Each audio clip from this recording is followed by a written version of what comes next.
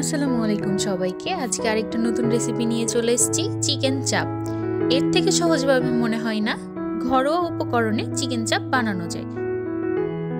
তো প্রথমেই আমি ব্লেন্ডারে রসুন, কাঁচামরিচ, আদা এবং সরিষা নিয়ে সেটাকে ভালোভাবে ব্লেন্ড করে নেব।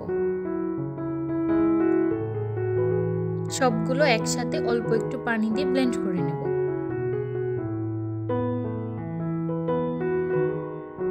এরপর আমি চাপের জন্য মশলাটা রেডি করে নেব। প্রথমেই একটি বাটিতে আমি নিয়ে নিচ্ছি পরিমাণ মতো টক দই, তারপর দিয়ে দিচ্ছি 1 চা চামচ জয়ফল গুঁড়া, এরপর দিয়ে দিব 1 চা চামচ গরম মশলার গুঁড়া, এরপর দিয়ে দিব 1 চা চামচ মরিচ গুঁড়া, জিরের গুঁড়া এবং ধনে গুঁড়া, স্বাদ মতো লবণ,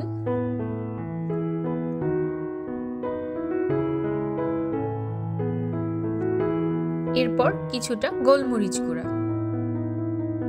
এরপর আমি দিয়ে দিব 1 চা চামচ বিট লবণ।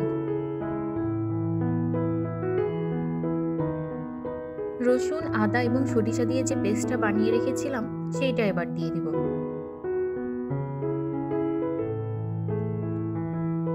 এরপর লেবু চিপে দিব, তারপর সেটাকে ভালোভাবে মিক্স করে নিব। মিক্স করে চিকেনটাকে ভালোভাবে চেপে নিয়েছিলাম, চাপের জন্য রেডি করা চিকেন পিসগুলো দিয়ে দিব। ভালোভাবে মাখিয়ে নিব যেন মেরিনেশনটা ভালোভাবে হয়।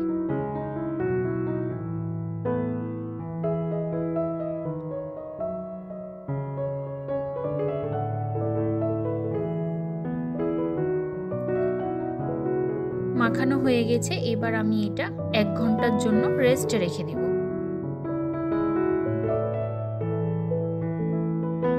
চাপ তৈরি করার জন্য যে শুকনো প্লেটার দরকার সেটা আমি বানিয়ে নিচ্ছি। এর মধ্যে আমি নিয়ে নিয়েছি পরিমাণ মতো বেসন। বেসনের মধ্যে দিয়ে দিব আমি হালকা গোলমরিচের গুঁড়া, লবণ, তারপর এটাকে ভালোভাবে মিক্স করে নেব। এরপর আমি ম্যারিনেট করে রাখা চিকেনগুলো হালকা করে বেসনে মাখিয়ে নিব। অন্যদিকে আমি ফ্রাই প্যানে তেল গরম করতে দিয়ে দিয়েছি।